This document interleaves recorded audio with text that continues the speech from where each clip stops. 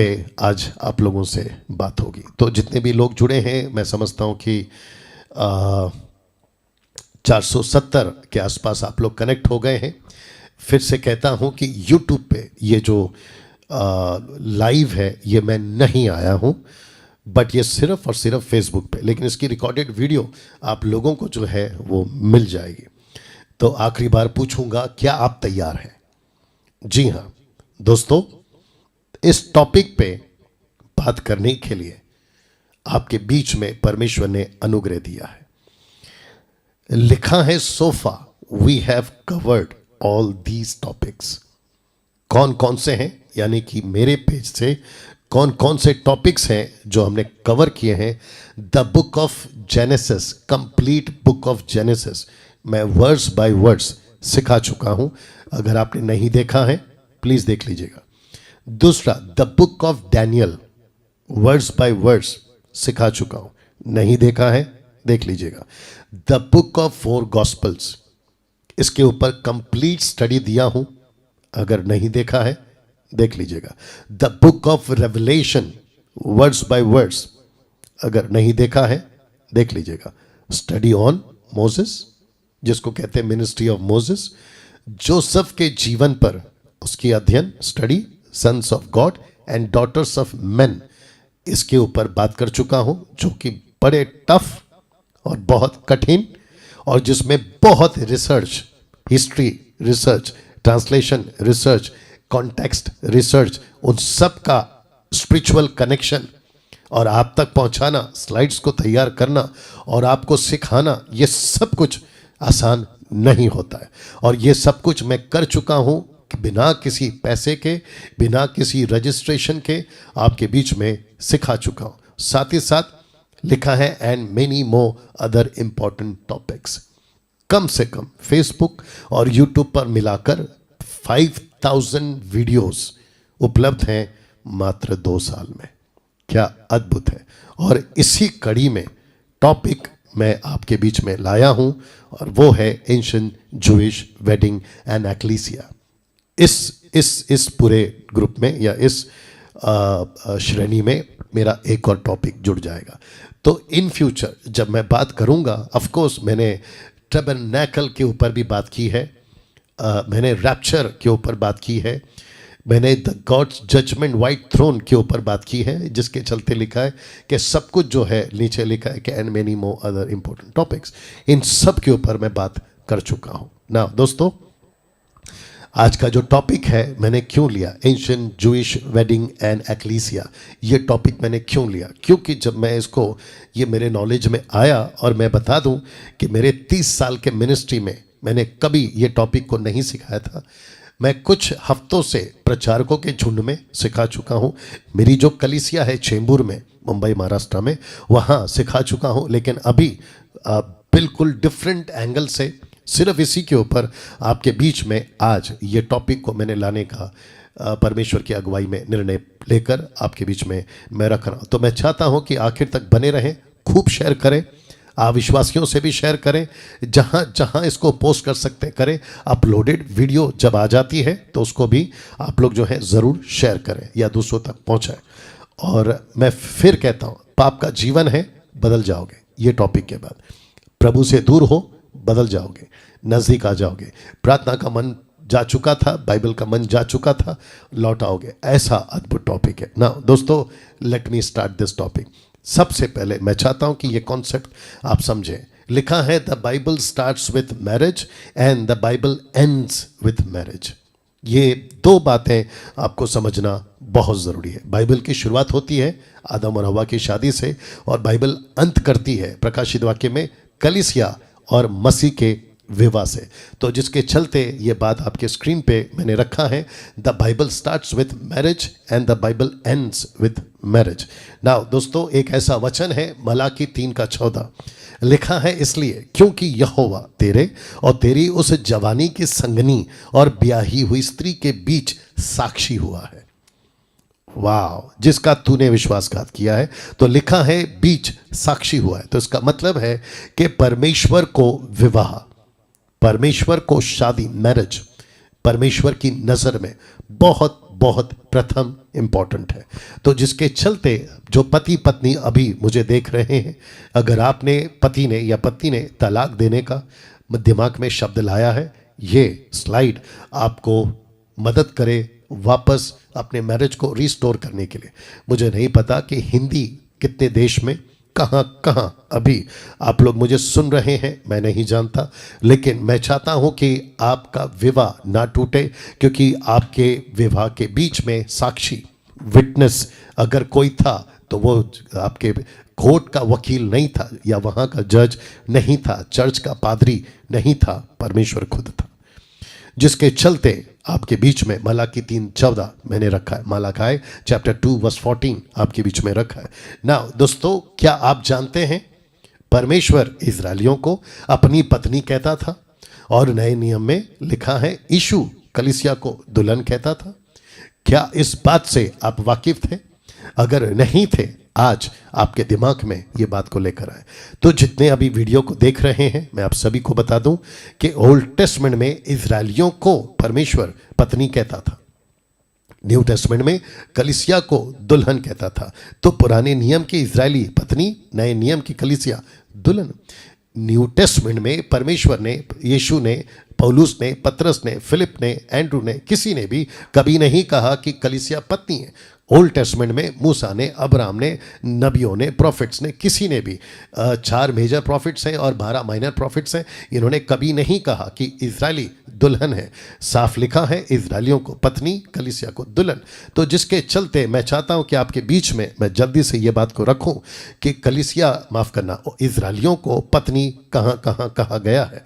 यशायाह की किताब उसका 54 का 5, आइए पढ़ते हैं। क्योंकि तेरा कर्ता, तेरा पति, शब्द को ध्यान देना, तेरा पति, उसका नाम सेनाओं का यहोवा है, इस्राएलियों का पवित्र, तेरा छुड़ाने वाला है, वह सारी पृथ्वी का भी परमेश्वर कहलाएगा। यिर्मयाह 31 का 32, यद्यपि मैं उनका पति था। इस्राएलियों की बात हो रही है। हेसेकेल 16 का 8, मैंने फिर तेरे पास से होकर जाते हुए तुझे देखा और तब तू पूरी स्त्री हो गई थी, सो मैंने तुझे अपना वस्त्र ओढ़कर तेरा तन ढांप दिया, सौगंध खाकर तुझसे वाचा बांधी और तू मेरी हो गई, प्रभु यहोवा की ये वाणी है। हेजेकियल 16 का 32 कहता है तू व्यभिचारिणी पत्नी है, नहीं लिखा है कि दुल्हन है, लिखा है पत्नी है। यशायाह 54 का 6 कहता है क्योंकि यहोवा ने तुझे ऐसा बुलाया है मानो तू छोड़ी हुई और मन की दुखिया और जवानी की त्यागी हुई स्त्री, ब्रैकेट में इंग्लिश में वाइफ लिखा है, जिसके चलते मैंने आपकी सुविधा के लिए रख दिया है। लिखा है तेरे परमेश्वर का यही वचन है। तो इन सभी में इससे भी ज़्यादा स्क्रिप्चर्स थे, कम से कम 2-3 दर्जन मैंने नहीं डाला क्योंकि ज़रूरी नहीं है, मैं समझता हूँ कि ये काफ़ी है। तो जिसके चलते कम से कम ये पता चलता है कि इस्राएलियों को, यहूदियों को परमेश्वर पत्नी कहता था, पत्नी बुलाता था। जितने नबी थे वो भी जानते थे, और जितने आज भी यहूदी रबीज हैं या रबाइस हैं वो भी जानते हैं कि परमेश्वर ने इस्राएलियों को कभी दुल्हन नहीं कहा, बल्कि उसने इस्राएलियों को पत्नी, वाइफ कहा है। नाउ इसको देखिए, मरकुस 2 का 19, मार्क 2:19, यीशु ने कहा जब तक दुल्हा बारातियों के साथ रहता है क्या वह उपवास कर सकता है? सो जब तक दुल्हा उनके साथ है तब तक वे उपवास नहीं कर सकते। तो यहां यीशु खुद को दुल्हा कहता है। आइए देखते हैं दुल्हन कहाँ लिखा है। यूहन्ना की किताब उसका 3 का 29 में लिखा है कि जिसकी दुल्हन है वही दुल्हा है, परंतु दूल्हे का मित्र जो खड़ा हुआ उसकी सुनता है, दूल्हे के शब्द से बहुत हर्षित होता है। और लिखा है अब मेरा ये हर्ष पूरा हुआ। तो दुल्हा और दुल्हन का कॉन्सेप्ट आपको यहाँ पे अभी तक पता चल गया। क्या आप अभी तक क्लियर हो गए ना? एक ऐसा व्यक्ति जिसको कहते हैं पौलुस को आप जानते हैं, बहुत ध्यान दीजिएगा, पौलुस को आप जानते हैं कि अक्सर प्रकाशन मिलते थे, ऐसे प्रकाशन मिलते थे। उसने एक जगह पर कहा है, दूसरा कुरिन्थियों 12 का 3-4 से आगे, उसने कहा कि ऐसी ऐसी बातों का प्रकाशन, दर्शन, स्वप्न मुझे मिलता था जिसका जबान पे लाना मुमकिन नहीं है, दूसरे शब्दों में कठिन है। ऐसे व्यक्ति ने कहा, लिखा है, यह भेद तो बड़ा है। किसको कहा उसने भेद बड़ा है? मैं चाहता हूं कि शब्द को देखें। इफिसियों 5:32, the book of Ephesians chapter 5 verse 32 लिखा है, ये भेद तो बड़ा है, बहुत ध्यान दीजिएगा, ये भेद तो बड़ा है, पर मैं मसीह और कलीसिया के विषय में कहता हूं। मसीह और कलीसिया के विषय में कहता हूं। इंग्लिश में लिखा है ग्रेट मिस्ट्री। ऐसा क्यों? उसने ऐसा क्या देखा, उसने ऐसा क्या समझा, उसको ऐसा क्या प्रकाशन मिला, तो उसने कहा यह भेद बड़ा है। मैं चाहता हूं कि एक और व्यक्ति है, उसके बाद में मैं आपको बताऊं कि उसने क्यों कहा कि यह भेद बड़ा है। क्योंकि ओल्ड टेस्टमेंट में इजरायलियों को पत्नी, न्यू टेस्टमेंट में कलीसिया को दुल्हन, इसका भेद क्या है, इसको क्यों कहा भेद बड़ा है। और आज आपके बीच में ये बातों को मैं क्यों रख रहा हूं, बहुत कुछ आप सीखोगे। जूविश वेडिंग का जो कॉन्सेप्ट है, कम से कम 14 स्टेप्स है, मैं रखूंगा। उसका कनेक्शन कलीसिया से क्या है, क्या सीख सकते हैं, जिसके चलते पौलुस कहता है ये भेद बड़ा है ना। मैं चाहता हूं कि आप अगला स्लाइड देखिएगा। लिखा है, क्या देखा था जॉन ने, क्या देखा था जॉन ने, यूहन्ना पातमुस नाम टापू में, और कैसा, माफ करें, कैसे देखा था कलीसिया को, एक्लीसिया को कैसे देखा था, क्वेश्चन मार्क। तो इसका मतलब है कि यूहन्ना जो यीशु का चेला है, उसने ऐसी कुछ बातें देखी और उसने उसको लिखा। मैं चाहता हूं इसको ध्यान से पढ़ें। प्रकाशित वाक्य 21:9 लिखा है, फिर जिन 7 स्वर्गदूतों के पास 7 पिछली विपत्तियों से भरे हुए 7 कटोरे थे, उनमें से एक मेरे पास आया, मेरे साथ बातें करके कहा, इधर आ, इधर आ। उसने क्या कहा? मैं तुझे दुल्हन अर्थात मेमने की पत्नी दिखाऊंगा। ऐसा क्यों? ऐसा क्यों? उसने कहा मैं तुझे मेमने की पत्नी दिखाऊंगा। तो जिसके चलते मैं समझता हूं यहां 2 शब्द क्यों, दुल्हन और पत्नी, वो भी न्यू टेस्टमेंट में, या तो लिखे दुल्हन या तो लिखे पत्नी। ऐसा क्यों लिखा दुल्हन और पत्नी? तो जिसके चलते इजरायलियों में आपने देखा, अभी मैंने कहा पत्नी, न्यू टेस्टमेंट में दुल्हन। तो ये जो शब्द है दुल्हन और पत्नी न्यू टेस्टमेंट के लिए, आइए समझते हैं। Are you ready for this? और मैं वापस कहता हूं कि जो अभी जुड़ गए हैं, जब तक खत्म नहीं होता आखिर तक बने रहें और ये वीडियो को पूरा देखेंगे। जब ये अपलोड होगा, मैं उनसे भी कहना चाहता हूं, आपके होश उड़ जाएंगे। ऐसे प्रकाशन, ऐसा कनेक्शन एशियन जूइश वेडिंग के साथ, एक्लीसिया का कनेक्शन आपके साथ, मेरे साथ, अद्भुत कनेक्शन, और यीशु का कनेक्शन, अद्भुत बातें हैं जो आप सीखेंगे। तो फिर पूछूंगा, are you ready for this? Okay. लिखा है एशियन जूइश वेडिंग, ब्रैकेट में यहूदी विवाह इन 14 स्टेप्स। टोटल 14 स्टेप्स हैं, एक एक करके आपके बीच में रखूंगा। यहूदी विवाह 2 तरह से होते थे। आपके नॉलेज के लिए बता दूं कि जब एंशिएंट जूइश वेडिंग होती थी, इसको हिब्रू वेडिंग्स भी कहते हैं। यहूदी विवाह जब होती थी तो 2 तरीके से होती थी। कौन कौन से तरीके से रख रहा हूं? एक है केदुशीन, जिसको कहते हैं मंगनी, और दूसरा है खूपा, अर्थात उठाकर मंडप के नीचे ले आना। याद रखो, उठाकर, जिसका कनेक्शन रैप्चर से है, और जिसको कहते हैं pre trib rapture, pre trib rapture, tribulation, trib rapture. तो एक है केदुशीन और दूसरा है खूपा। ये आपके नॉलेज में होना बहुत ज़रूरी है। अगर कोई यहूदी अभी मुझे सुन रहा होगा, वो बिल्कुल समझ जाएगा कि यस पास्टर डैनियल, यही होता था और यही होता है आज भी। इजरायलियों के विवाह का कॉन्सेप्ट है ये। तो जिसके चलते एक है केदुशीन और दूसरा है खूपा। तो मैं चाहता हूं कि आप इस बात को समझें। साथ ही साथ केदुशीन और खूपा में 1 से 2 साल का गैप होता था। अब आप जानते हैं, क्योंकि मैंने वो कॉन्सेप्ट यहाँ नहीं रखा है कि परमेश्वर के यहाँ 1 दिन 1000 दिन के बराबर है और 1000 दिन 1 दिन के बराबर है। तो 1 से 2 साल आप काउंट कर सकते हैं कि यीशु को गए ऑलमोस्ट 2 साल हो चुके हैं, दूसरे शब्दों में पार हो चुका है। तो इस जूइश वेडिंग कॉन्सेप्ट के हिसाब से अगर हम यीशु को दुल्हा माने और कलीसिया को दुल्हन माने, जो कि मैं रखूंगा, तो यीशु का आने का वक्त ऑलमोस्ट तय हो चुका है। इसको कह सकते हैं कि यीशु कभी भी आ सकता है अपनी दुल्हन के लिए, ब्राइड के लिए। पास्टर डैनियल, अगर 2 साल, माफ करना, 2000 साल पूरे हो गए हैं जूइश के हिसाब से, वेडिंग के हिसाब से 2 साल, तो फिर यीशु अभी तक आया क्यों नहीं है? आप शायद नहीं जानते, क्योंकि परमेश्वर चाहता है कि हर एक व्यक्ति का उद्धार हो। इसलिए लिखा है कि वो धीरज रखा हुआ है, वो वेट कर रहा है। और पहला थिस्सलुनीके उसका दूसरा अध्याय वचन 7 से आगे पढ़ोगे या 5-6 से आगे भी पढ़ोगे, कहता है कि एक वस्तु उसको रोक रही है, वो कौन है? पवित्र आत्मा। एक वस्तु उसको रोके रखा है, कौन है वो? सुसमाचार। और मत्ती 24:14 कहता है कि जब तक सुसमाचार गवाही पूरे जातियों में ना हो जाए तब तक वो रोके रहेगा या मसीहा नहीं आएगा। तो इसका मतलब ये नहीं है कि 2000 साल हो गए मसीहा नहीं आएगा। जी हाँ, वो जरूर आएगा, लेकिन वो धीरज रखा है ताकि सबका उद्धार हो। अभी आप जो मेरा हिंदू, मुस्लिम, पारसी, बौद्धिस्ट, जैन, आप जो भी देख रहे हैं, आपके लिए अभी भी मौका है जब मैं ये बात कर रहा हूँ, क्योंकि अभी तक यीशु नहीं आया, ईसा अलैहिस्सलाम अभी तक नहीं आया, ईसा मसीह अभी तक नहीं आया, यशुवा अभी तक नहीं आया, जीसस अभी तक नहीं आया, यीशु अभी तक नहीं आया। और वो जब तक नहीं आता तब तक मौका है, आप बच सकते हैं। बहस ना करें, डिबेट्स पे ना जाएं, ये क्यों, वो क्यों, ये गलत, ये सही, इस पे ना जाएं, केवल जान बचाएं। दूसरा, दुल्हन कैतुबा के अनुसार कॉन्ट्रैक्ट साइन करती थी, कैतुबा के अनुसार कॉन्ट्रैक्ट साइन करती थी, जिसको मैं जल्दी से रखूंगा। आइए शुरू करते हैं इस यहूदी विवाह के 14 स्टेप्स को। तो सबसे पहला लिखा है स्टेप नंबर 1। अब यहाँ से मेरा जो स्टडी है और इसकी जो प्रकाशन है, कनेक्शन है, रेवलेशन है, ये थोड़ा डीप में जाएगा। मैं चाहता हूँ कि आप लोग खूब शेयर करें और वॉच पार्टी करते रहें, और उम्मीद करता हूँ कि सबको ठीक से आवाज़, वंडरफुल, आवाज़ भी ठीक से आ रही है। चलिए, तो स्टेप नंबर 1, दुल्हन का चुना जाना। जी हां, दुल्हा दुल्हन को चुनता है। मैं कुछ एग्जाम्पल्स आपके बीच में रख रहा हूं। जेकब एंड रेचल, याकूब और राहेल। दूसरा है सैमसन चूजेस।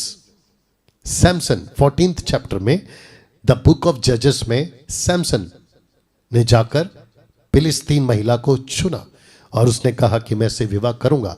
यह बात आप जानते हैं कि परमेश्वर का योजना था कि फिलिस्तीनियों को कैसे खत्म करें, उन दिनों की बात हो रही है।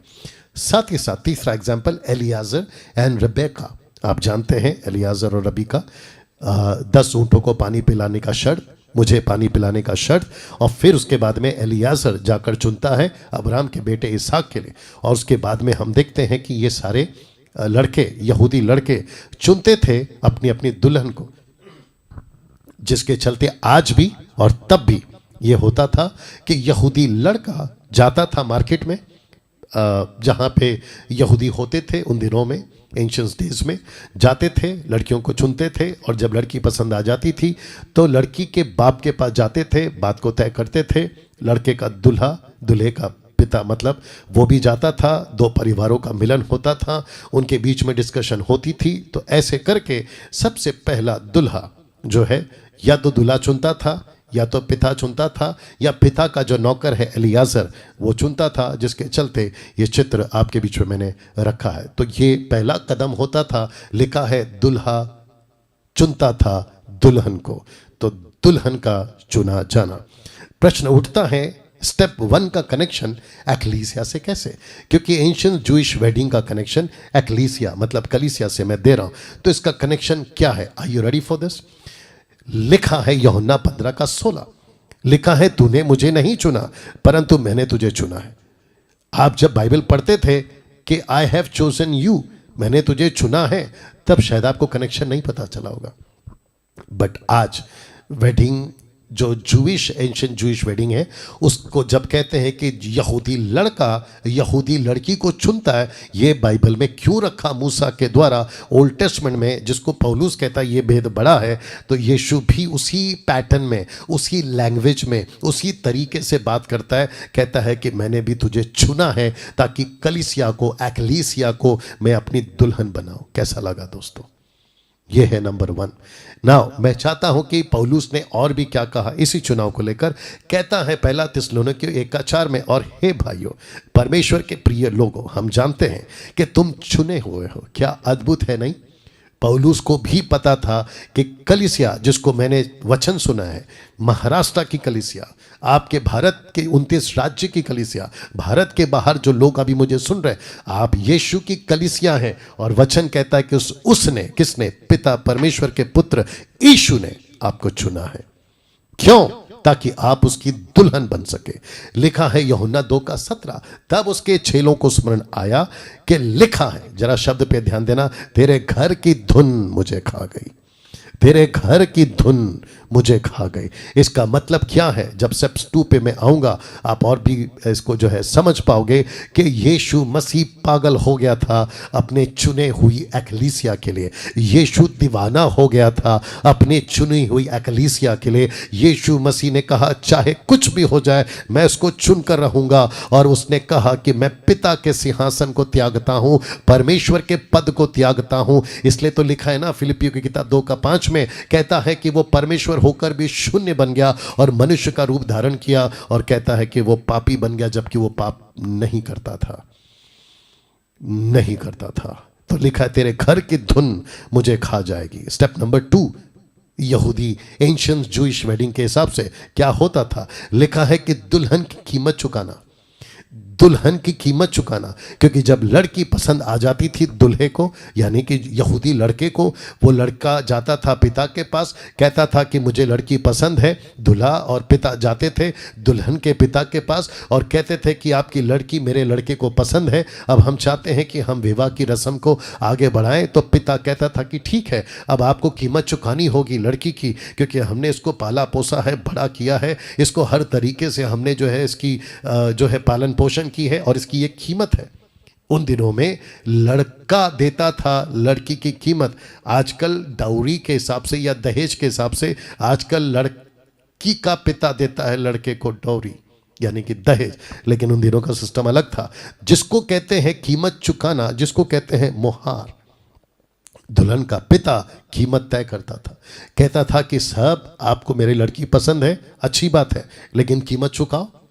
और जैसे आप कीमत चुकाओगे आगे का प्रोसेस स्टार्ट होगा।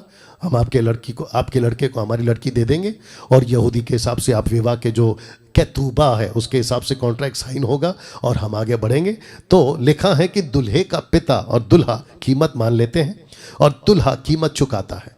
दुल्हा कीमत चुकाता है, कहता है कि पिताजी वो लड़के का बाप, माफ करना, लड़की का बाप यानी पिता जो भी कीमत चुकाए दे देना और मैं उसके लिए कीमत चुकाने के लिए तैयार हूं।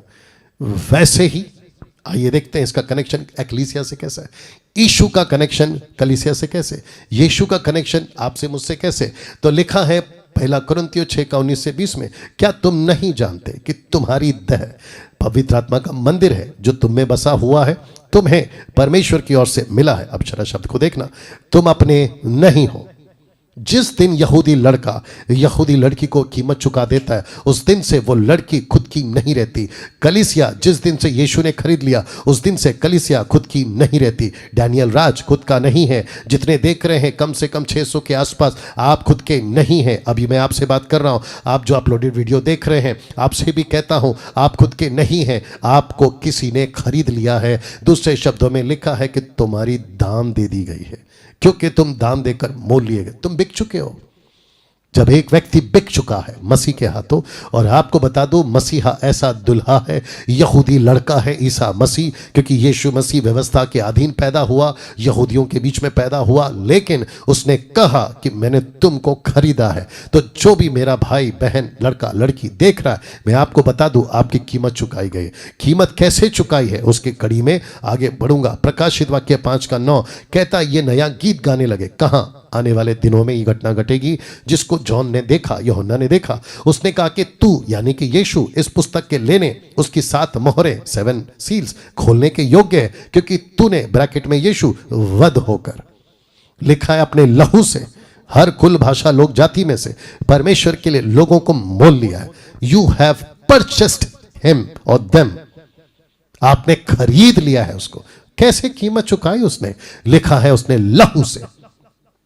ये चित्र देखिए साहब, आपको पता चलेगा ना तो यूरोप की करेंसी चुकाई गई, ना अमेरिका की डॉलर की कीमत दी गई, ना भारत की करेंसी दी गई, ना सोना चांदी दिया गया, ना किसी जानवर का खून दिया गया, बल्कि लिखा है कि उसने दुल्हन यानी एक्लेसिया की कीमत ऐसे चुकाई। क्या आप इस बात से वाकिफ थे? क्या आप इस बात से वाकिफ थे? यीशु ने आपकी कीमत चुकाई है। और यह वचन कहता है जगत के उत्पत्ति के समय से वो घात हुआ है। जगत के उत्पत्ति के समय से वो घात हुआ है। मैं आप लोगों से अभी बात कर रहा हूं। आप कहते हैं ना कि पास्टर डैनियल मुझसे ये पाप नहीं छूट रहा, उल्टी सीधी वीडियो मुझसे नहीं छूट रही। अब बताइए, आप खुद के हो नहीं, कीमत किसी ने चुकाई है। आप खुद के हो नहीं, आप किसी के हो। और जब आप किसी के हो तो आप उसके हो जिसने आपकी कीमत चुकाई है। तो अपनी मनमानी कैसे कर सकते हैं? आप अपना मन चाहत जीवन कैसे जी सकते हैं? गर्लफ्रेंड बॉयफ्रेंड का चक्कर, एक्स्ट्रा मैरिटल अफेयर्स, ऊपर से दारू पीना, नशा करना, उल्टे सीधे चीज़ों को करना, थिएटर्स जाना, पिक्चरें देखना, पिक्चरों के गाने को अपने मोबाइल में भर कर रखना और रात भर उसको सुनना। आप ये मसीह जीवन जी रहे हैं जिसने आपकी कीमत चुकाई है। आप बिके हुए हैं जिस दिन से आपने प्रभु को अपना जीवन दिया है। कुछ लोग मुझे कॉल करते हैं और कहते हैं कि पास्टर डैनियल, हम प्रभु में तो आ चुके हैं लेकिन पुराना पाप याद आ रहा है। क्यों याद आ रहा है? क्योंकि तुम उसमें जी रहे हो और आपको इस बात का एहसास नहीं है कि आपको किसी ने खरीदा है। और कैसे आत्मिक बातें हैं साहब, आपको समझना होगा। मेरा हिंदू मुस्लिम बौद्धिस्ट बहस मत करिएगा ये क्या चल रहा है। सनातन धर्म वालों, बहस मत करिएगा कि ये क्या चल रहा है। ये आत्मिक बातें हैं जो नहीं समझ पाओगे, क्योंकि शारीरिक व्यक्ति तब तक शरीर में वो नहीं समझ पाएगा आत्मिक बातों को। मैं उन सभी से कहता हूं कि जो पाप का जीवन जी रहे हैं मसीह में होकर भी, आपको यह समझना बहुत जरूरी है, आप खुद के नहीं हैं, आपको किसी ने खरीद लिया है। मैं अभी आप लोगों से बातें कर रहा हूं। शराब की लत लग चुकी है आपको, निकलिए बाहर। नशे की लत लग चुकी है, निकलिए बाहर। आप गंदगी की जिंदगी जी रहे, निकलिए बाहर। आपके मोबाइल में उल्टे सीधे फोटोस है, वीडियोस है, डिलीट करिए उसको, निकलिए बाहर। जिसके चलते मैं आज आप लोगों से बात करूंगा। तो लिखा है कि जगत की उत्पत्ति के समय से घात हुआ है। स्टेप नंबर 3 मैं चाहता हूं कि इसको देखें। और लिखा है कि कॉन्ट्रैक्ट साइन करना अकॉर्डिंग टू कैतूबा। कैतूबा, जी जितने यहूदी हैं ये जानते हैं कैतूबा क्या होता है। कॉन्ट्रैक्ट साइन होती थी जी, कॉन्ट्रैक्ट साइन होती थी लड़की की तरफ से लड़के के लिए, और वो साइन करती थी, कहती थी कि मैं लॉयल रहूंगी। दूसरा कहती थी कि मैं पवित्र रहने की आपको जो है कॉन्ट्रैक्ट साइन करती हूं। और जब ये साइन होता था तो इसको कैतूबा को टोटल 7 सील से सील कर दिया जाता था। तो जिसके चलते लिखा है कि कैतूबा सील्ड बाय 7 सील्स, इस तरीके से। और आपको पता होगा प्रकाशित वाक्य 4-5वें अध्याय में जिस बात को लेकर जो बड़ी चर्चा हुई 24 प्राचीनों के बीच, और वो सब पवित्र लोगों के बीच, 4 प्राणियों के बीच, उन सभी के बीच जो बड़ी चर्चा चली, मोहर कौन खोलेगा, who will open the seal, पुस्तक कौन खोलेगा। तब यूहन्ना कहता है एक यहूदा का सींग जिंदा हुआ है, वो खोलेगा। इसका कनेक्शन आपको मिला होगा। मेरा गला थोड़ा सा ठीक नहीं है लेकिन फिर भी आपके बीच में बात करने का अनुग्रह प्रभु ने दिया है। कैतूबा सील्ड बाय 7 सील्स। मैं चाहता हूं कि आप इस बात को समझें ना। आपको पता है कॉन्ट्रैक्ट साइन होती थी या किया जाता था, ये कहां से आया। मैं चाहता हूं कि ये चित्र देख ले। ये सिनाई पर्वत है, माउंट जाइन जिसको इंग्लिश में कहते हैं। ये मूसा है जिसको व्यवस्था मिली थी, जिसको कहते हैं तोरा, और साथ ही साथ 10 आज्ञाएं। तो लिखा है कि यहाँ उस दिन इजरायलियों ने कॉन्ट्रैक्ट साइन किया था। निर्गमन 24:3। तब मूसा ने लोगों के पास जाकर यहोवा की सब बातें, सब नियम सुना दिए। तब सब लोग एक स्वर से बोल उठे, जितनी बातें यहोवा ने कही हैं इन सब बातों को हम मानेंगे। इसको कहते हैं कॉन्ट्रैक्ट साइन करना। तो ओल्ड टेस्टमेंट में इजरायलियों ने, यहूदियों ने साइन किया था कि हम परमेश्वर की पत्नी बनेंगे। दूसरे शब्दों में हम उसकी बनकर रहेंगे। हम किसी प्रकार के दूसरे देवी देवता, पत्थर, लकड़ी, पता नहीं क्या क्या आराधना नहीं करेंगे जी। और जिसके चलते यहां पर उन्होंने कहा था कि हम कॉन्ट्रैक्ट साइन करते हैं। और परमेश्वर ने कहा ठीक है, अगर तुम कॉन्ट्रैक्ट साइन करते हो, मेरी बात को लेकर चलते हो तो अच्छी बात है, मैं इस शर्त पर तुम्हारे साथ में रहूंगा। और यही चलते परमेश्वर कम से कम 40 साल जंगल में, और उसके बाद में नबियों के आने तक और जॉन द बैप्टिस्ट के आने तक यहूदियों को, इजरायलियों को लेकर चला। बीच में जी हाँ उतार चढ़ाव आए थे। 70 साल की गुलामी नबूकदनेस्सर राजा के दिनों में, दानियल वहां पर था, एजरा के दिनों में वहां पर था। परमेश्वर ने कहा कॉन्ट्रैक्ट साइन किया है, और जिसके चलते मैंने तुमसे वादा किया था कि मैं तुमको प्रोटेक्ट करूंगा। और अब प्रश्न उठता है कि स्टेप 3 का कनेक्शन एक्लीसिया से कैसे, जो कि लिखा है कि उसने कॉन्ट्रैक्ट साइन किया। आइए देखें, लिखा है दुल्हन का, ब्रैकेट में कलीसिया का, रैप्चर होने तक यानी कि उठा लिए जाने तक 2 ही काम होता था। याद रखिएगा कि यीशु एक दिन आएगा जिसको कहते हैं रैप्चर, और वो रैप्चर होगा प्री मतलब ट्रिब्यूलेशन के पहले, महाक्लेश के पहले।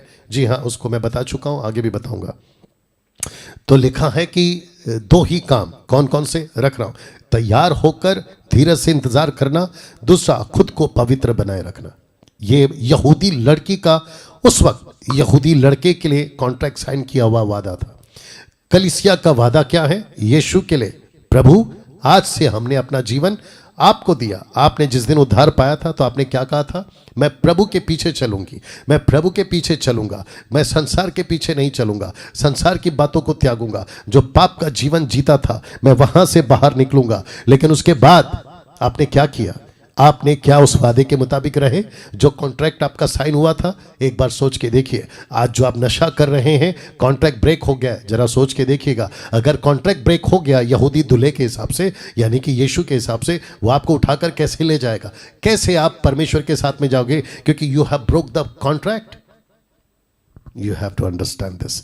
लिखा है पवित्र बनकर रहे ना। 2 कुरिन्थियों 6:14 लिखा है अविश्वासियों के साथ आसमानी जुए में ना जुतो, क्योंकि धार्मिकता और धर्म का क्या मेलजोल, या ज्योति और अंधकार की क्या संगति, और मसीह का बलियाल के साथ में क्या लगाव, विश्वासी के साथ अविश्वासी का क्या नाता, और मूर्तों के साथ में परमेश्वर के मंदिर का क्या संबंध। तो जरा देखिएगा, मेलजोल, संगति, लगाव, नाता, संबंध, और ये सब कुछ। तुम ठीक हो? कम करना है। ये सब क्यों? इतने शब्द क्यों? अविश्वासी के साथ मेलजोल, अविश्वासी के साथ संगति, अविश्वासी के साथ में लगाव, अविश्वासी के साथ में नाता, और परमेश्वर का संबंध अविश्वासी के साथ कैसे? ये सब कुछ किया जा रहा है। कहते हैं कि साहब सोसाइटी में रहते हैं तो सबको खुश करके चलना पड़ता है, अविश्वासियों के बीच में रहते हैं तो सबको खुश कर कर चलना पड़ता है, हम दोस्तों के साथ में पिकनिक जाते हैं तो सब कुछ बर्दाश्त करना पड़ता है, हम संसार में रहते हैं तो सब खाना पड़ता है, चाहे वो पत्थर की आराधना किया हुआ प्रसाद हो या फिर किसी देवी देवता के सामने माथा टेक कर लाया हुआ प्रसाद हो। आप कहते हैं कि हम तो सब करेंगे क्योंकि यहाँ रहना है, हम दूसरों को नाराज कैसे करते हैं? मूर्खों, एक बात सोच के देखिए, ये लोगों को खुश करने के चक्कर में तुम अनंत काल के पिता को, अपने दुल्हे यीशु को नाराज करके बैठे और अपना उद्धार खो बैठोगे। वो ज्यादा महंगा नहीं पड़ जाएगा? सोच के देखिए आप। और क्या मूर्खता की हरकतें। मसीह मंथन बैठक में एक लीडर आया था, उसका नाम था राजेश स्टीफन। उसने यही हरकत की थी। उसने कहा कि हम तो खाएंगे और दूसरों को भी सिखाएंगे। हमने उसको गेट आउट कर दिया मसीह मंथन से।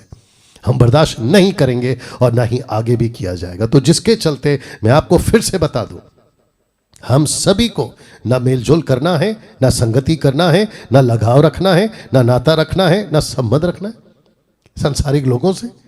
और आप तो मसीह विवाह में शादियों पर तो पिक्चर के डीजे बजा लेते हैं आप, और कहते हैं हम मसीह हैं। कितने सारे मेनलाइन चर्चेस में जब हम पहले 20 साल जब वर्शिप करते थे तो उन दिनों में हमने सुना है कि उनके बीच में जो प्रतिस्पर्धा होता था सिंगिंग का, पिक्चर के गाने पे भी होता था। और आजकल कितने सारे ऐसे मेनलाइन चर्चेस हैं जहां पर पिक्चर के गाने के ऊपर डांस चलती है। अब आप सोच के देखिए मसीहत जहाँ कहाँ रही है। इस वचन को प्रभु कहता है कि मेरा कॉन्ट्रैक्ट हुआ है तुम्हारे साथ में।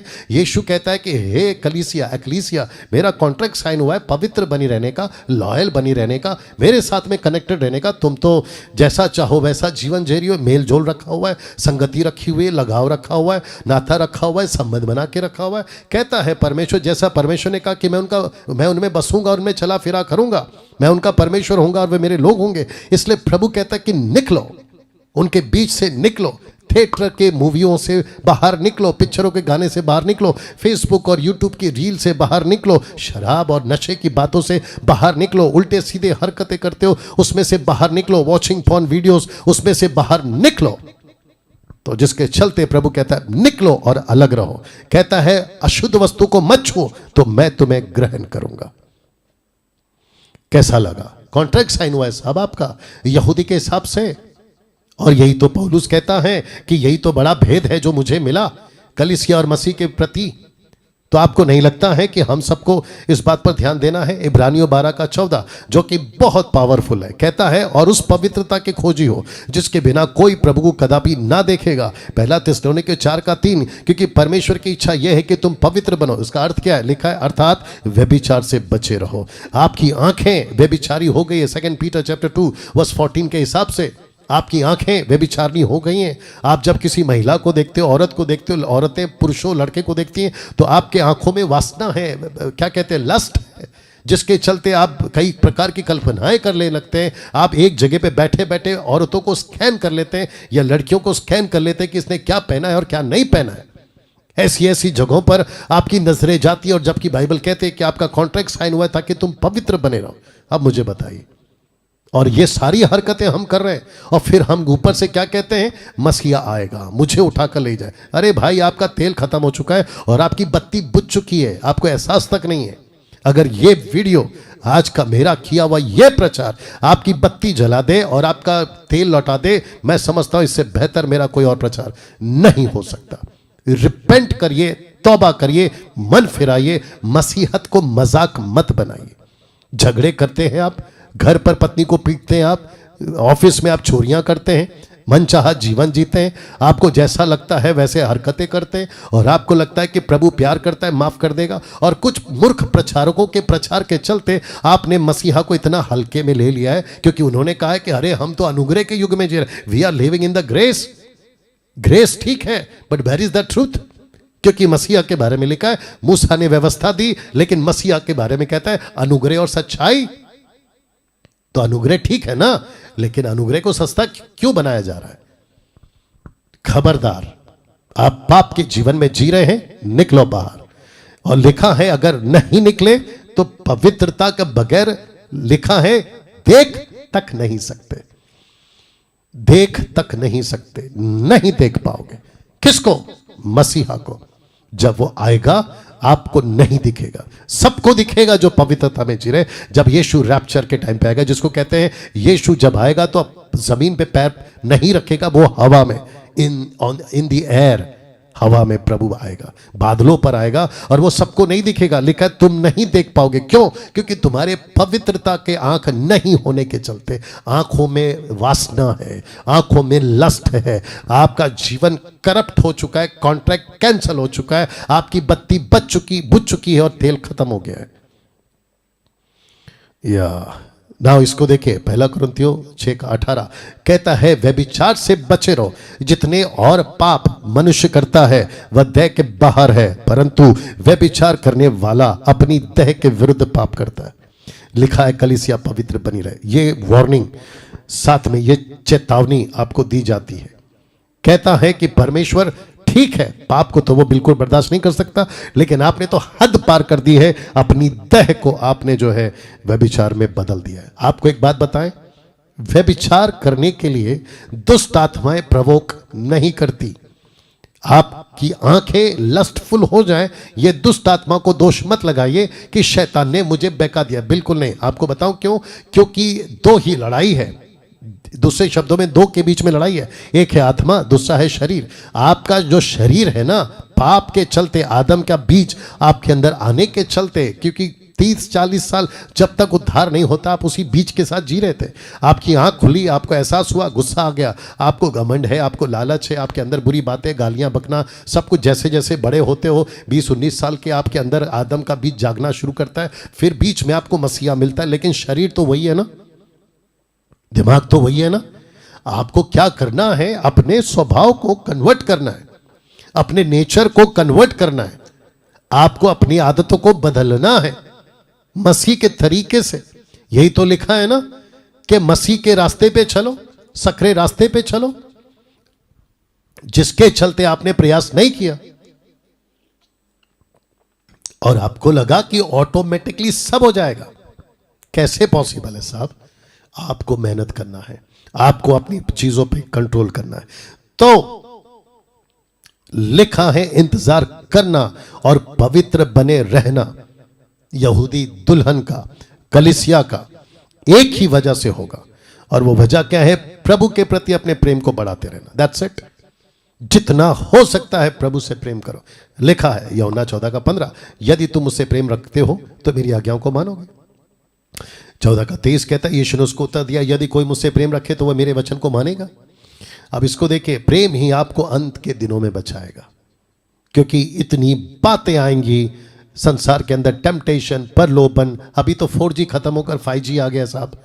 आपका डेटा इतना स्पीड चलेगा, बफरिंग नहीं करेगा अभी आपका मोबाइल, आपका टैब, आपका लैपटॉप, अभी किसी प्रकार का। और कितने सारे प्रोग्राम्स हैं, आपका क्या कहते हैं, रियलिटी शोज़ हैं, आपका बिग बॉस है, और पता नहीं क्या क्या चलता है। और ऊपर से आजकल वेब सीरीज़ भी बनना शुरू हो गई उल्टी सीधी, क्योंकि सेंसर बोर्ड अभी एक जगह पर जब पिक्चर निकलती है तो सेंसर बोर्ड कहीं ना कहीं पे लगाम लगाता है, लेकिन वेब सीरीज़ में कोई लगाम नहीं है साहब, आप इस बात को जानते होंगे।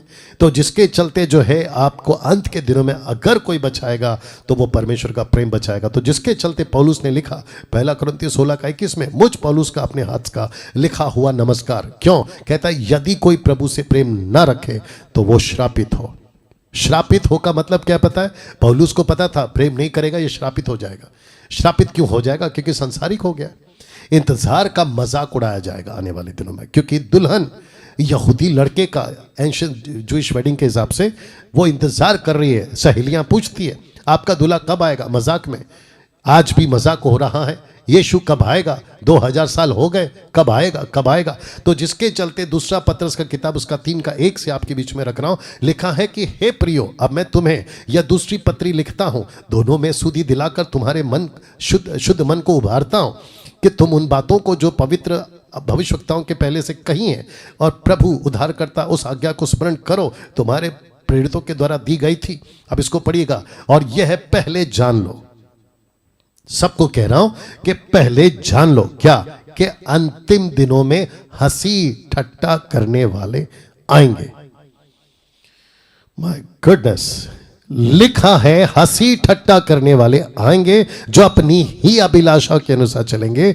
लिखा है और कहेंगे उसके आने की प्रतिज्ञा कहां गई, क्योंकि जब से बाप दादे सो गए सब कुछ वैसा ही है जैसा सृष्टि के आरंभ से था। यह हंसी ठट्टा 2 टाइप के लोग करेंगे, एक अविश्वासी और दूसरा विश्वासी। मैं आपको बताऊं ऐसा दिन आएगा, according to Matthew chapter 24:24, pastor तक अपने चर्च में ये बोल देगा कि बस करो, हम धोखे में थे, मसीहा नहीं आएगा। क्योंकि लिखा है even the elected one will be deceived, चुना हुआ भी बरमा दिया जाएगा। तो लिखा है कि मैं पहले ये बात तुमको लिखता, जान लो कि अंत के दिनों में हंसी टट्टा करने वाले आएंगे, और इसमें कोई दो राय नहीं है कि we are living in the end days. हम अंत के दिनों में जी रहे हैं दोस्तों। तो ऐसी ऐसी बातें आएंगी, अरे कहां है मसीहा, नहीं आएगा, और आप पड़ जाओगे ठंडे। लेकिन बचा कौन रहेगा? तो जिसके चलते मैंने यहां पर रखा था कि बचा वही रहेगा जो अंत तक परमेश्वर से प्रेम करेगा, क्योंकि अंत के दिनों में आपको परमेश्वर का प्रेम ही बचाएगा। नहीं तो दोस्त गई भैंस पानी में। स्टेप नंबर 4, मैं वक्त का ध्यान रखूंगा, मेरे साथ में बने रहे। स्टेप नंबर 4, चांदी के ग्लास में दोनों का दाखरस पीना। ये चित्र के मुताबिक अर्थात विवाह पक्का हो गया। तो यहूदी लड़की और लड़का आपस में चांदी के ग्लास में दाखरस पीते थे। और आप जानते हैं कि यहूदी चांदी के ग्लास में दाखरस पहली बार क्यों पीते थे? क्योंकि चांदी जो मेटल है या धातु है वो दर्शाता है अकॉर्डिंग टू टबरनैकल छुटकारा को, रिडम्पशन को दर्शाता है। जब टबरनैकल की स्टडी मैं दे रहा था और आगे भी दूंगा और डिटेल में, तो उसमें यही बात आता है। ब्रास है, सिल्वर है और आपका गोल्ड है और फिर लकड़ी, ये कुछ 4 धातु वहाँ इस्तेमाल हुए ना।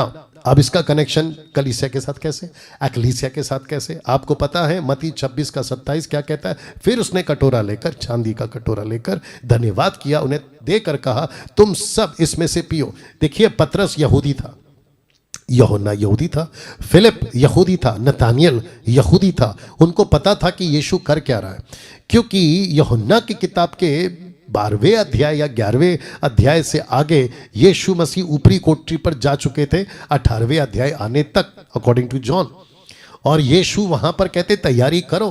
तैयारी में क्या रखें? कहते दाखरस और रोटी। बोला दाखरस किस में रखे? चांदी के गिलास में। तो ये समझ रहे थे कि चल क्या रहा है, यहूदी वेडिंग का कॉन्सेप्ट है ये। जी हाँ, आपने बिल्कुल ठीक सुना। तो यीशु जब ये कर रहे थे कि पियो, तो उनको पता चल रहा था कि यहाँ कोई बड़ा प्रकाशन आ रहा है, यहाँ कोई परमेश्वर हमको अपने लेवल पे लेके आ रहा है। क्योंकि ओल्ड टेस्टमेंट में इजरायलियों को कहता था मेरी पत्नी है, और न्यू टेस्टमेंट में कहता ये तो मेरी दुल्हन हो जो पत्नी बनेगी, मैं रखूंगा आगे, क्योंकि ये वाचा का मेरा वह लहू है जो बहुतों के लिए पापों की क्षमा के निमित्त बहाया जाता है। अब इसको पढ़िए, मैं तुमसे कहता हूं कि दाख का यह रस उस दिन तक कभी ना पीऊंगा जब तक तुम्हारे साथ अपने पिता के राज्य में नया ना पीऊं।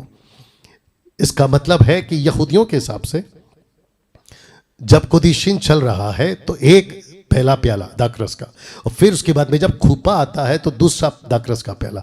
यहां पर दोनों है, केदुशीन भी है और खूपा भी है। ये बात पतरस को पता चल गई थी, ये बात चेलों को पता चल गई थी, और वो जान गए थे कि वाह ये भेद तो बड़ा है। पौलुस ने तो और भी साफ किया ना। स्टेप नंबर 5, दूल्हे के पिता द्वारा दुल्हन को तोहफा दिया जाना, जिसको कहते हैं मतान, गिफ्ट। आप जाकर टाइप कर लीजिएगा, अर्थ होता है तोहफा। तो दूल्हे के पिता द्वारा दुल्हन को तोहफा दिया जाता था, और ये बात धीरे धीरे पक्की हो जाती थी। सबसे पहले कॉन्ट्रैक्ट साइन हो चुका है, कीमत चुका दी गई है, दाखरस पी लिया गया है, और अब यहां पे तोहफा दे दिया गया। तोहफा क्यों? क्योंकि अब हम एक हो गए। तोहफा क्यों? तुम हमारे परिवार की हो। तोहफा क्यों? ताकि तुमको याद रहे कि हमने तुमको एक कमिटमेंट किया है, तुमको एक वादा दिया है, और ये तोहफा तुमको बार बार याद दिलाता रहेगा। तो लिखा है तोहफा दुल्हन को इंतजार करने में मदद करता है। अब इसका कनेक्शन, स्टेप नंबर 5 का कनेक्शन कलीसिया से कैसे? तो लिखा है लूका 24:49, देखो जिसकी प्रतिज्ञा मेरे पिता ने की मैं उसको तुम पर उतारूंगा, और जब तक स्वर से ना सामर्थ्य ना पाओ। और यहां पर लिखो therefore he says when he ascended on high he led captivity captive and gave gifts to men, gifts to men, gifts to men। वाह, क्या अद्भुत है कनेक्शन। इसका मतलब क्या है? परमेश्वर ने यीशु के साथ कलीसिया की केदुशीन मंगनी की अभी तक, और हमको देकर गया गिफ्ट पवित्र आत्मा। अब कुछ महामूर्ख लोग हैं, पेंटिकॉस्टल कैरिस्मेटिक के टाइप के लोग, कहते हैं कि गिफ्ट जो है ना वो टंग्स है, स्पीकिंग टंग्स है। मूर्खता की हद है। रबा रबा शबा शबा, ये बकवास है भाई। गिफ्ट नहीं है वो पवित्र आत्मा का कलीसिया को दिया हुआ ग्लोसा है। परमेश्वर ने जो आपको और हमको दिया है ना, वो पवित्र आत्मा दिया है। आपके पास अगर पवित्र आत्मा है तो वो परमेश्वर की ओर से दिया हुआ गिफ्ट है। या इसको एडिट करके डालूंगा मैं। स्टेप नंबर 6, कुछ समय के लिए दोनों को एक साथ छोड़ दिया जाता था। जब लड़का लड़की दाखरस पी चुके होते हैं, कॉन्ट्रैक्ट साइन हो चुका था केतुबा के अनुसार, उसके बाद में गिफ्ट मिल चुका होता है, दोनों परिवार एक हो चुके होते हैं। सब कुछ होने के बाद में कुछ मिनटों के लिए, 5-7 मिनटों के लिए दोनों को छोड़ दिया जाता था कि दुल्हा, यहूदी लड़का यहूदी लड़की से कुछ बोले, और वो बोलता था, और वो कहता था, जिसको लिखा है ब्राइडल चैम्बर।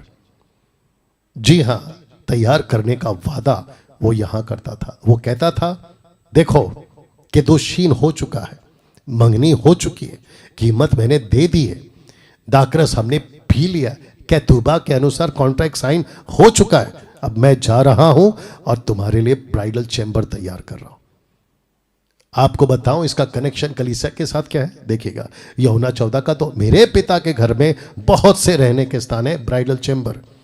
यहां ना, ये यदि ना होते तो मैं तुमसे कह देता, क्योंकि मैं तुम्हारे लिए जगह तैयार करने को जाता हूं, और यदि मैं जाकर तुम्हारे लिए जगह तैयार करूं तो फिर आकर तुम्हें अपने यहां ले जाऊंगा कि जहां मैं रहूं वहां तुम भी रहो। और इसको कहते हैं ब्राइडल चैम्बर, ब्राइडल चैम्बर। तो यीशु ने कलीसिया के साथ में यह वादा किया था। आप जब यूहन्ना 14:2 पढ़ते हैं, आपकी बत्ती नहीं जली होगी लेकिन अभी जली होगी, आपका दिमाग नहीं ठनका होगा लेकिन अभी ठनका होगा। आपने बोला ओ ये तो यहूदियों के हिसाब से चल रहा है लाइन। तो यीशु कौन था? यहूदी लड़का। कलीसिया कौन थी? यीशु की एक्लीसिया, दुल्हन। मैं इसको अंत में और भी जोर दूंगा इसके ऊपर। नाउ स्टेप नंबर 7 लिखा है, दुल्हन मिकवा स्नान करती थी। मिकवा बात, ठीक है ना। ये यहूदियों का एक रस्म होता था कि जब सब कुछ हो गया, लड़की बाप के घर में है और उसको ये स्नान करना पड़ता था। आइए बात करते हैं 7 स्टेप का कनेक्शन एक्लीसिया के साथ में कैसे। इफिसियों 5:26 बड़े ध्यान से देखिएगा। बपतिस्मा से नहीं जोड़ रहा हूं, जी हाँ बपतिस्मा जरूरी है, लेकिन ये कनेक्शन बपतिस्मा से नहीं है। लिखा है कि उसको वचन के द्वारा जल के स्नान से शुद्ध करके पवित्र बनाए। किसके स्नान से? वचन। आपने कभी सोचा, हमको अभी तक पता था कि वचन रोटी है, वचन पानी है, वचन दूध है, अकॉर्डिंग टू 1 पीटर चैप्टर 2:5। हमको अभी तक ये पता था वचन हथौड़ा है, वचन तलवार है, वचन आग है। लेकिन आपने कभी सोचा कि वचन पानी से नहलाता है आपको? लिखा है ना जल के स्नान से। और यहां पर पौलुस ने क्यों कहा कुलुस्सियों 3:16 में, मसीह के वचन को अपने हृदय में अधिकाई से बसने दो। इसका मतलब क्या पता है? आपको खूब बाइबल पढ़ना है। ध्यान से सुनो, मैं रिपीट कर रहा हूं, खूब, आपको खूब बाइबल पढ़ना है। जी हां, अभी तक कैसा लग रहा है दोस्तों? सुबह बाइबल पढ़ो, शाम को बाइबल पढ़ो, रात चलते बाइबल पढ़ो। आपको परमेश्वर के वचन का ज्ञान होना बहुत जरूरी है, और वो भी कॉन्टेक्स्ट में पढ़ो। जी, 8वां स्टेप फिर शुरू होता है दुल्हन का इंतजार, दूल्हे के आने का। और वो लड़की कहती है कि मैं इस वक्त सब कुछ कर चुकी हूं, अब एक ही बात बाकी है, और वो है कब, जिसको कहते हैं शोफार, कब फूकी जाएगी। और जैसे ही फूकी जाएगी मैं उसकी आवाज को सुनूंगी और मैं भागूंगी अपने, क्योंकि इंतजार 1 से 2 साल तक का था। रख रहा हूं। अब 8 स्टेप 8 का कनेक्शन कलीसिया से कैसे। शब्द चेहरे, ये जो चित्र है उसको पहले देख लो। चेहरा ढकना होगा। किसको? इस यहूदी लड़की को। क्यों? मैं रख रहा हूं। ये चुनी हुई है, नंबर 1, कीमत दी गई है, नंबर 2, कैथुबा के अनुसार साइन हो चुका है, नंबर 3, दाकरस पी चुके, नंबर 4, गिफ्ट मिल चुका है, नंबर 5, छठवां स्नान कर चुकी है। जब ये लड़की ये सब कुछ कर चुकी है, आपका उद्धार हो चुका है, आपको पवित्र आत्मा का दान मिल चुका है, आपको पवित्र आत्मा का मंदिर, आपका शरीर बना दिया गया है, आपको 5-fold मिनिस्ट्री दे दी गई है, जिसमें से कोई एक आप कर रहे होंगे, और साथ ही साथ परमेश्वर के दास दासी, बेटा बेटी बनकर आप चल रहे हैं। और फिर आपको संसार को कैसे आप अपना चेहरा दिखा रहे हो। दूसरे शब्दों में, आप संसारी कैसे हो सकते हो? इसको ये लड़की कहती है, मैं अपने चेहरे पे नकाब, अपने चेहरे पे कपड़ा, अपने चेहरे पे मास्क इसलिए लगाई हूं क्योंकि कोई दूसरा यहूदी लड़का मुझे ना देख सके। दूसरे शब्दों में, वो इतनी लॉयल रहती है जिसके साथ उसका कॉन्ट्रैक्ट हुआ है, जिसने उसके लिए कीमत चुकाई है। मैं आपको बता दूं, आपके मसीहा ने आपके लिए अपनी कीमत चुकाई है। फिर मसीहा की कीमत को लेकर आप संसारी कैसे हो सकती है? यही तो मैं बार बार कहते रहता हूं आप लोगों से। कुछ चर्चेस के लोग मुझे पसंद नहीं करते, कुछ पास्टर्स लोग मुझे पसंद नहीं करते। जानते हो क्यों? वो कहते हैं कि डैनियल राज थिएटर जाने से मना करता है, डैनियल राज पिक्चर के गाने सुनने से मना करता है। मूर्खों, अगर ये कॉन्सेप्ट नहीं समझे, आप तो अपना बत्ती बुझा बैठे और अपना तेल सुखा बैठे। आप तो, मैं पसंद इसलिए नहीं आता हूं क्योंकि मेरी बातें सीधी रहती हैं आप लोगों के लिए, और मैं तो समझ गया हूं उद्धार पाने वाले ज्यादा नहीं है, उद्धार पाने वाले बहुत कम है, उंगलियों पे गिने हुए हैं। अगर सुधर सकते तो सुधर जाओ, नहीं तो खत्म। तो दुल्हा कब आएगा, ऐसी चर्चा होती थी दुल्हन से, लड़की से। उनकी सहेलियां पूछती थी कब आएगा, कब आएगा, कब आएगा। और कितने दिन, 1 साल बीत गया, 2 साल बीत गया, अब तो एच पे खड़े, कब आएगा, कब आएगा, तो पूछते थे। तो लड़की कहती थी वही शब्द जब लड़के से पूछा जाता था, कब जाओगे दुल्हन को लाने, कब जाओगे। पढ़िए मत्ती 24:36, कहता है उस दिन और उस घड़ी के विषय में जब मैं रैप्चर लेने या कलीसिया को उठाने आऊंगा, उस दिन उस घड़ी के विषय में लिखा है कोई नहीं जानता। शब्द पे ध्यान दीजिएगा, कोई नहीं जानता, ना स्वर्गदूत जो स्वर्ग में रहते हैं, ना पुत्र जो पिता के दाहिनी हाथ में बैठा है, परंतु केवल पिता। तो पिता ने इसको रिवील नहीं किया। यही चीज पूछा था पतरस ने इकट्ठे होकर यीशु से। सो उन्होंने इकट्ठे होकर से पूछा, हे प्रभु, क्या तू इसी समय इजराइल को राज्य फेर देगा, पत्नी को फेर देगा?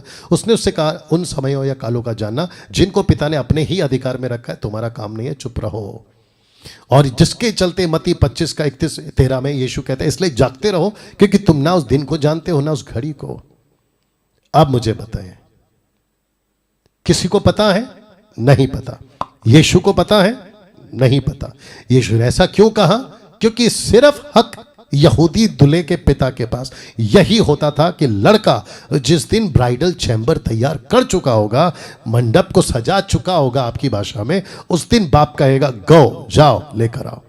और फिर तुरी फूंकते थे परमेश्वर खुद, जिसको मैं रखूंगा दुल्हन के पास धन्य आशा। वचन रख रहा तीतुस 2:13, टाइटस चैप्टर 2:13 लिखा है, उस धन्य आशा की, अर्थात अपने महान परमेश्वर उद्धारकर्ता यीशु मसीह की महिमा के प्रकट होने की बात जोते रहो, जिसको लिखा है धन्य आशा। सो आज हमारे पास क्या है? धन्य आशा, जिसको इंग्लिश ट्रांसलेशन कहता है ब्लेसेड होप। आपके पास में ब्लेसेड होप होना चाहिए, मेरे पास में ब्लेसेड होप होना चाहिए। यहां पर केदोशीन मंगनी खत्म और शुरू होता है खूपा। जी हां, खूपा शुरू होता है। दोनों रस्मों के बीच 1 से 2 साल का अंतर होता था, जो मैं आपको बता चुका हूं। यहां एक्लीसिया के साथ केदुशीन कर चुका है, यीशु एक्लीसिया के साथ केदुशीन कर चुका है। यहूदियों का पार्ट 1 केदुशीन खत्म हो चुका है। यीशु आ चुके हैं, कीमत चुका दी गई है, उसने हमको चुन लिया है, पिता ने हमारे साथ में कॉन्ट्रैक्ट साइन करवा लिया है, हमने भी कॉन्ट्रैक्ट साइन कर लिया। केतुबा के अनुसार पिता ने गिफ्ट दे दिया पवित्र आत्मा के रूप में, हमको वचन दे दिया स्नान करने के लिए, और हम जो है अभी परमेश्वर के आखिरी स्टेप पे उसका इंतजार कर रहे हैं। अब सिर्फ खूपा बाकी है, सिर्फ खूपा बाकी है। तो यहां से शुरू होता है खूपा, और जिसको कहते हैं ब्राइडल चैम्बर, क्योंकि रेडी हो चुका है। स्टेप नंबर 9, दुल्हे का बाप पिता कहता है दुल्हन को ले आओ, दुल्हन को ले आओ। लड़के का बाप यहूदी Asian Jewish, according to Asian Jewish marriage के हिसाब से, वेडिंग के हिसाब से, दुल्हे का बाप कहता है दुल्हन को ले आओ। तो दूल्हा क्या करता है? ऐसा शोफार फूंकता है, और जैसे ही शोफार का शब्द लड़की दुल्हन के हाथ कानों में, यहूदी लड़की के कानों में पड़ता है, दुल्हन से मिलने भागती है। चित्र देख लो। बट उसके पहले मैं चाहता हूं कि उनका एक रस्म होता था या तरीका होता था कि दुल्हा आकर शोफार क्यों बजा पाया, और उसको शोफार बजाने का सिग्नल कहाँ से मिलता था। दूसरे शब्दों में उसको कैसे यकीन हो गया कि ये लड़की, क्योंकि लड़का तो दूल्हे के बाप के घर में है, मतलब दूल्हा अपने बाप के घर में, अपने घर में, उसको कैसे पता चला कि ये मेरा इंतज़ार कर रही है, ये लड़की लॉयल है, पवित्र है। उसका एक रीज़न होता था, और उसको देखता था, फिर शोफार बजाते थे। ये है लैंप, लाइट। तो दुल्हन को रोशनी जलाए रखना होता था, खास करके रात में। तो ये क्या करती थी? अपने दिए को, आपको पता होगा ना मत्ती 25 में, अपने दिए की रोशनी को इतना लाउड रखती थी, तेज रखती थी कि दूल्हे को दूर से दिख जाए, जिसके चलते क्या चाहिए होता था? तेल। तो रोशनी कब आएगी? तेल। आपके जीवन में रोशनी कब आएगी? पवित्र आत्मा, जो आपको गिफ्ट के रूप में मिला हुआ है।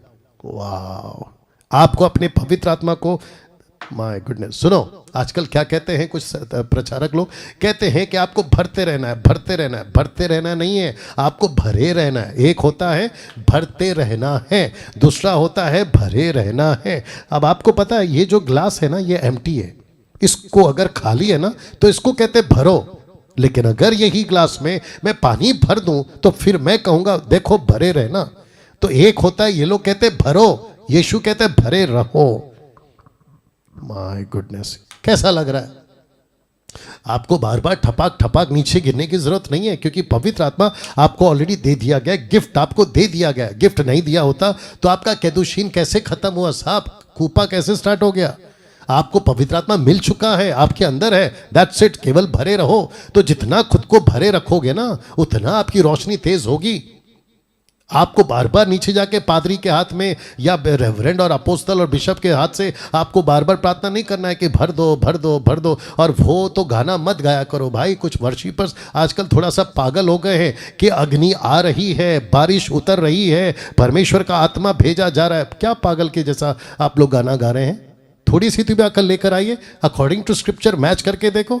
पवित्र आत्मा आपको ऑलरेडी दे दिया गया है। तो ये 50 बार, अच्छा कुछ चर्च के लोग ऐसे भी हैं, सुबह सुबह उठते हैं, अपने घर पर टेप लगा देते, या तो गाड़ी में आपका पेन ड्राइव के थ्रू आप लगा लेते हैं, कहते हैं कि अब अग्नि आ रही है, अग्नि आ रही है। तो जो पवित्र आत्मा पहले से, उसका तो आपने अपमान कर दिया ना साहब। इसके ऊपर और बात करूंगा फिर कभी। तो रोशनी जलाए रखना पड़ता था। याद रखिए, यहूदी दूल्हा रात में ही आता था दुल्हन को लेने, जी रात में ही आता था, किसी को ना पता चले। ये रस्म था, ये तरीका था यहूदी जूइश के हिसाब से, ये तरीका था। और वो आता था, उठा कर ले जाता था। तो जिसके चलते लिखा है कि आधी रात को धूम मची, देखो दूल्हा आ रहा है, उससे भेंट करने के लिए चलो। इसलिए जागते रहो, क्योंकि तुम ना उस दिन को जानते हो ना उस घड़ी को जानते हो, जो कि मैं बता चुका हूं। अब स्टेप 9 का कनेक्शन एक्लीसिया से कैसे? इसलिए जागते रहो, क्योंकि तुम नहीं जानते कि तुम्हारा प्रभु किस दिन आएगा। परंतु यह जान लो कि यदि घर का स्वामी जानता होता कि चोर किस पहर आएगा, तो जागता रहता, अपने घर में सेंध लगने ना देता।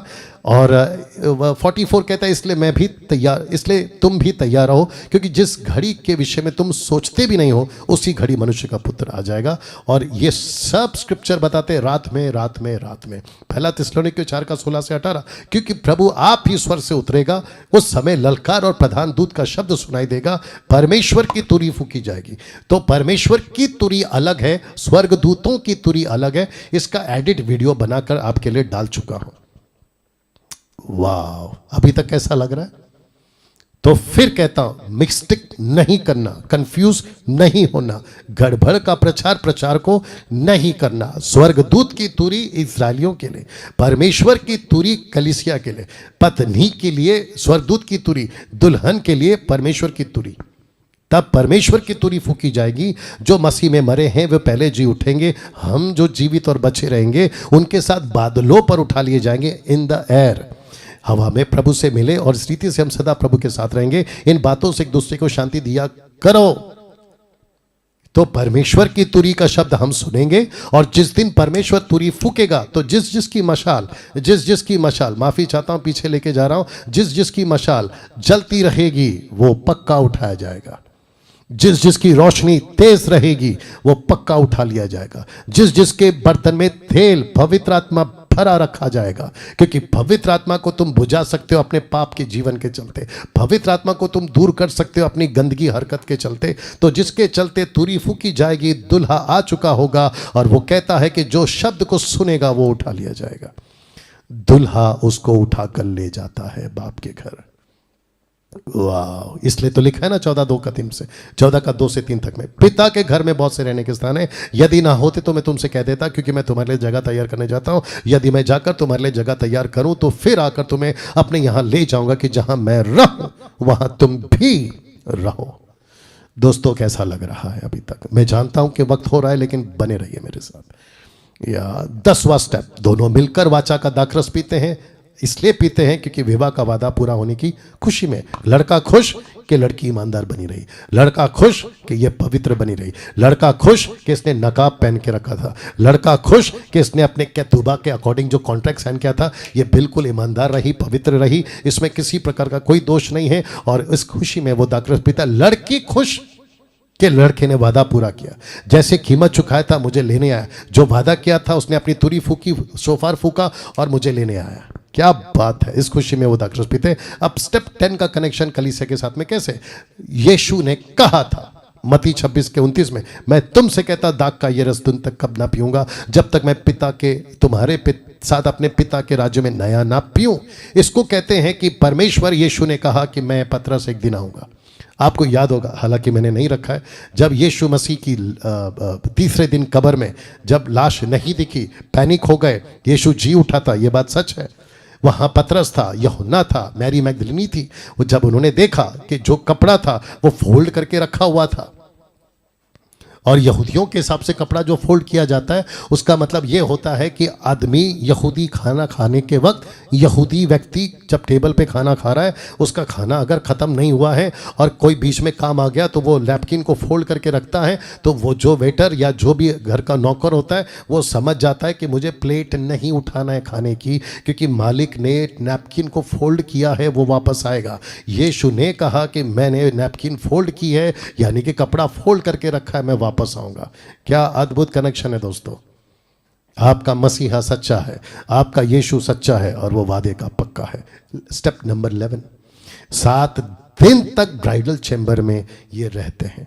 किसी को नहीं पता, किसी को नहीं पता दूल्हा कहां गया, किसी को नहीं पता दुल्हन कहां गया। और यही होगा रैप्चर के दिन, जब कलीसिया उठा ली जाएगी। प्री रैप्चर जिसको कहते हैं, pre trib rapture, tribulation rapture, किसी को नहीं पता होगा। न्यूज़ वाले परेशान, मीडिया वाले परेशान, पॉलिटिशियंस परेशान, पुलिस परेशान, मिलिट्री, आर्मी, नेवी, एयरफोर्स परेशान, व्हाट्सएप पे हंगामा, यूट्यूब पे हंगामा, फेसबुक पे हंगामा, पड़ोसियों पे हंगामा, रिश्तेदारों में कॉल्स जा रहे हैं, कहाँ गया अनीता, सुनीता, कविता, राकेश, मुकेश, अनिल, सुनील, सलमान, सलीम, कहाँ हैं ये लोग? रॉबर्ट पिंटो, माइकल डिसूजा, कहाँ हैं ये लोग? नहीं पता। 7 दिन तक, 7 साल तक। कब? जब कलीसिया, इजरायली, खास करके वो इजरायली जिन्होंने मन नहीं फिरा।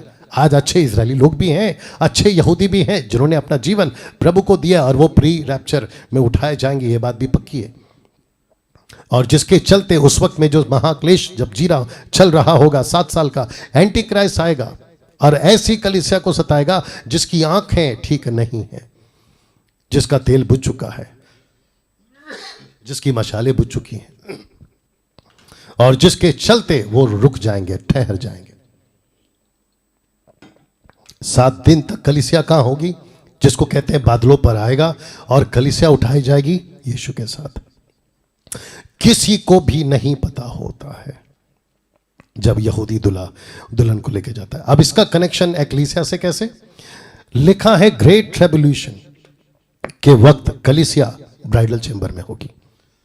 Excuse me. जी हां, यह उस वक्त वहां होगी जब पृथ्वी पर हाहाकार मचा होगा।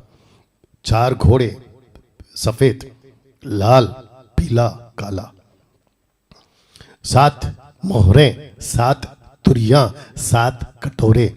इस प्लैनेट पर कई तिहाई मनुष्य, पानी का लहू होना, समंदर का लहू होना, 1 तिहाई, ऊपर से आग और ओले गिरना, मनुष्य के शरीर में फोड़े हो जाना, तरह तरह का युद्ध, भयंकर बातें और एंटी क्राइस्ट का राज्य। इन सब के बीच में यीशु अपनी कलीसिया को नहीं छोड़ेगा। यह बात पक्की है, बाकी बकवास है। यह बात पक्की है। जिसको कहते हैं कि कलीसिया उठा ली जाएगी, आप नहीं रहोगे। तो पहला थिस्सलुनीके 4 का 18। सो इन बातों से एक दूसरे को शांति दिया करो, क्योंकि बहुत सारे उल्टे सीधे लोग आजकल टीचिंग दे रहे हैं कि रैप्चर जो होगा वो मिड में होगा, कुछ लोग कहते हैं वो पोस्ट में होगा। क्या बकवास है? कहां से ला रहे हो ये टीचिंग? अभी भी सुधरो और कलीसिया को सही सिखाओ।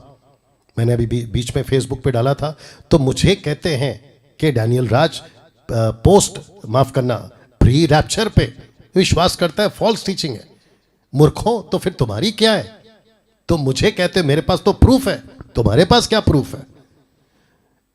बात को आगे बढ़ाते हैं। दुल्हा अपनी दुल्हन को महाक्लेश में नहीं रखेगा, यह बात पक्की है, नहीं रखेगा।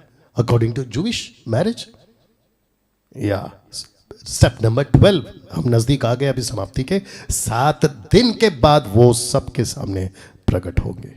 दोनों लड़का लड़की अचानक से साथ में आ जाएंगे, सबके सामने आ जाएंगे और सबको प्रकट कर देंगे। अब इसका कनेक्शन एक्लीसिया से कैसे रख रहा हूं? Second coming of Jesus Christ publicly, ये है इसका कनेक्शन। मत्ती 24 का 30 में आइए पढ़ते क्या लिखा है। लिखा है, तब मनुष्य के पुत्र का चिन्ह आकाश में दिखाई देगा, तब पृथ्वी के सब कुलों के लोग छाती पीटेंगे, मनुष्य के पुत्र को बड़ी सामर्थ और ऐश्वर्य के साथ आकाश के बादलों पर आते देखेंगे। लिखा है सब सब सब कुलों के लोग, सब सब।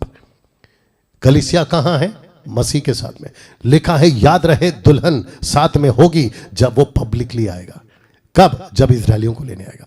और ऐसा होगा, मत्ती 1:24-31 के अंदर, वह तुरही के बड़े शब्द के साथ अपने दूतों को भेजेगा। ये दूत, ये तुरही परमेश्वर की तुरी नहीं है। अगर होती तो लिखा जाता, जैसे लिखा है पौलुस ने कि परमेश्वर की तुरी, ये स्वर्गदूतों की तुरी है, तो लिखा दूतों को भेजेगा और वे आकाश के इस छोर से उस छोर तक चारों दिशा से उसके चुने हुओं को इकट्ठा करेंगे। ये कब होगा इजरायली यहूदियों का रैप्चर? ये कब होगा? ये दुल्हन के 7 साल के बाद, जब ब्राइडल चेंबर यानी कि 7 साल का महाक्लेश, जब एंटीक्राइस्ट नीचे होगा, उसके बीच में 1,44,000 प्रचार करेंगे, उसके बीच में 2 गवाह, 2 विटनेसेस प्रचार करेंगे, उनमें बहुत सारे इजरायली मन फिराएंगे, यीशु को अपना जीवन देंगे। उस टाइम पे यीशु कहेगा कि मैं अपने चुने हुए को लेकर आऊंगा। 12 गोत्र 1,44,000 इसका जिक्र प्रकाशित वाक्य 7, प्रकाशित वाक्य 14 दोनों में जिक्र है और दोनों पैरेलल है, एक ही घटना है, दोनों अलग अलग जगह पे लिखा है।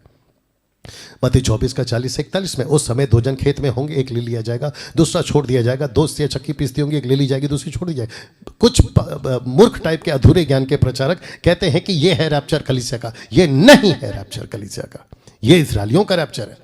गड़बड़ मत करिए।